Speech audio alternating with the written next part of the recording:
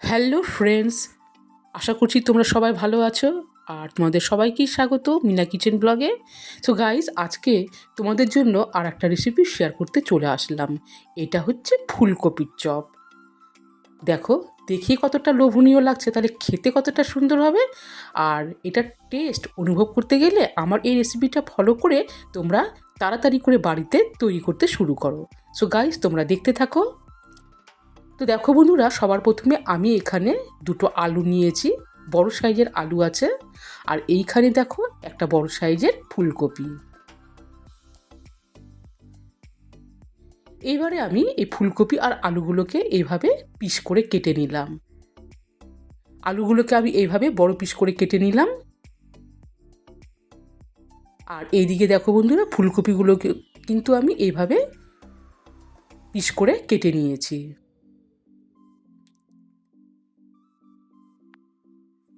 আর এদিকে দেখো বন্ধুরা, ওভেনে আমি কড়াইয়ে জল বসিয়ে দিয়েছি।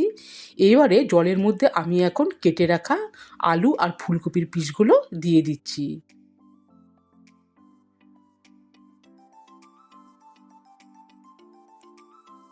এরপরে আমি হাই হিটে রেখে ঢাকা দিয়ে রেখে দিব। সো গাইস, ফিরে আসলাম কিছুক্ষণ পর। এইবারে আমি একটা ছুরির সাহায্যে চেক করে নিচ্ছি ফুলকপি আর আলুগুলো যাতে সেদ্ধ হয়েছে কি না। তো গাইজ, এখানে কিন্তু আমি ফুলকপি আর আলুগুলোকে কিন্তু একদমই ভালো করে সেদ্ধ করব না, অর্ধেকটা কিন্তু কাঁচা অবস্থায় থাকবে। তো দেখো বন্ধুরা, আমি সবার আগে এই ফুলকপিগুলোকে তুলে নিয়েছি। আলু সেদ্ধ হতে আর একটু সময় লাগবে বলে আমি দেখো বন্ধুরা, এই ফুলকপিগুলোকে কিন্তু বেশি করে সেদ্ধ করিনি। এবারে এই ফুলকপিগুলোকে আমি রেখে দিচ্ছি ঠান্ডা হওয়ার জন্য। এরপরে আমি আবারও একবার ঢাকা দিয়ে রেখে দিচ্ছি যাতে আলুগুলো হালকাভাবে সেদ্ধ হয়ে যায়।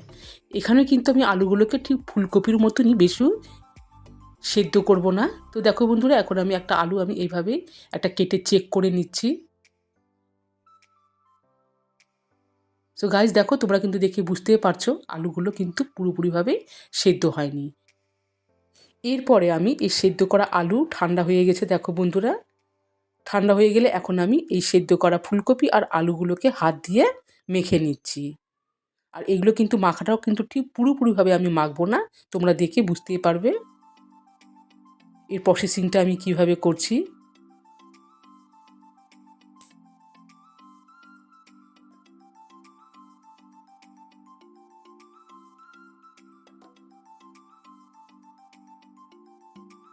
তাহলে তোমরা দেখতে পেলে আমি ঠিক এইভাবে হাত দিয়ে মেখে নিলাম। কিছুটা গোটা গোটা আলু আর ফুলকপি থাকবে। এবারে ওভেনে আমি কড়াইয়ে তেল বসিয়ে দিয়েছি। তেল গরম হয়ে গেলে এই সেদ্ধ করা ফুলকপি আর আলু আমি দিয়ে দিলাম। এবারে আমি নাড়িয়ে নিচ্ছি।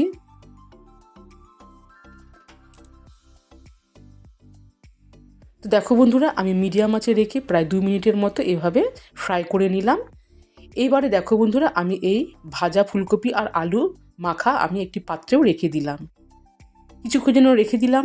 ঠান্ডা হয়ে যাওয়ার পর আমি এখন এতে দিয়ে দিচ্ছি কাঁচা লঙ্কা কুচি,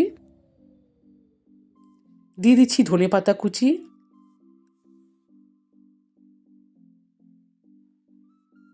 এখানে আছে আদা কুচি, এখানে আছে ভাজা জিরের গুঁড়ো। আর এখানে ভাজা জিরের গুঁড়োর পরিমাণটা একটু বেশিই দিলাম। আর দেখো বন্ধুরা, এরপরে আমি দিয়ে দিচ্ছি এখানে 3 চামচের মতো বেসন। আর এখানে আছে কিশমিশ। এরপরে আমি দিয়ে দিচ্ছি এখানে স্বাদ অনুযায়ী লবণ। এরপরে আমি দিয়ে দিচ্ছি এখানে গুঁড়ো চিনি। তাহলে এখানে আমার সব উপকরণই দেওয়া হয়ে গেল। এরপরে এখন হাত দিয়ে আমি ভালো করে মেখে নেব। তো দেখো বন্ধুরা, এখানেও কিন্তু মাখা হয়ে গেল। আর গোটা ফুলকপি আর একটু গোটা আলু কিন্তু একটু থাকবে, ঠিক এইভাবে মেখে নিবে। আর এখানে আছে বাটিতে ময়দা। আর দেখো বন্ধুরা, এখানে আছে টোস্ট বিস্কুটের গুঁড়ো। আমি টোস্ট বিস্কুট নিয়েছিলাম, এবার টোস্ট বিস্কুটটাকে এইভাবে গুঁড়ো করে নিয়েছি। আর দেখো বন্ধুরা, এখন আমি ময়দাতে অল্প অল্প করে জল দিয়ে ময়দার একটা ব্যাটারও তৈরি করে নিব। তাহলে এখানে ময়দার ব্যাটারও তৈরি হয়ে গেল। এরপরে দেখো বন্ধুরা, আমি এখন এই ফুলকপি আর আলু সেদ্ধর এই মাখাটা আমি একটা একটু করে গোল করে নিচ্ছি। গোল করে নিয়ে আমি এখন এই ময়দা মাখা ব্যাটারে চুবিয়ে নিচ্ছি। চুবিয়ে নেওয়ার পর এখন আমি দেখো বন্ধুরা বিস্কুটের গুঁড়োর মধ্যে এইভাবে ভালো করে মিশিয়ে নিচ্ছি, যাতে খুব ভালোভাবে মিশে যায়। আর আমি এখানে এই চপটা রাউন্ড শেপে করছি, তোমরা চাইলে আলাদা শেপেও করতে পারো। সো গাইস দেখো এখন একটা একটা করে আমি এখন এই চপের আকারটা করে নিচ্ছি।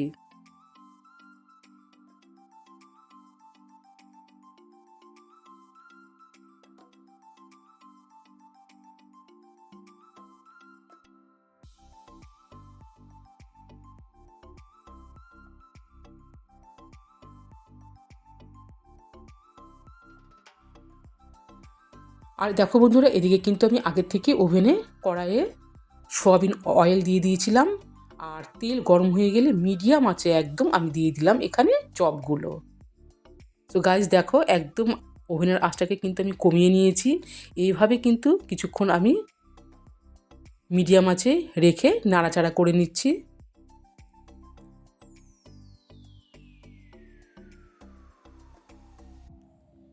তো গাইস দেখো আস্তে আস্তে কিন্তু বেশ সুন্দর একটা কালারও চলে এসছে, আর দেখো বেশ সুন্দর একটা কালার হয়ে গেছে, আর চপটা কিন্তু এখন পুরোপুরিভাবে রেডি।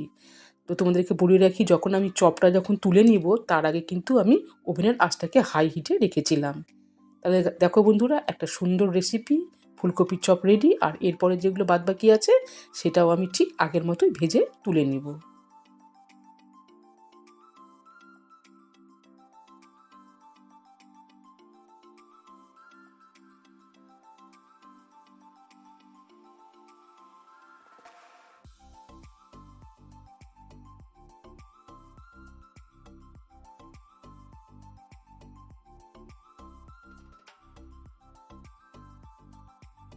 ফাইনালি গাইস ফুলকপির চপ রেডি।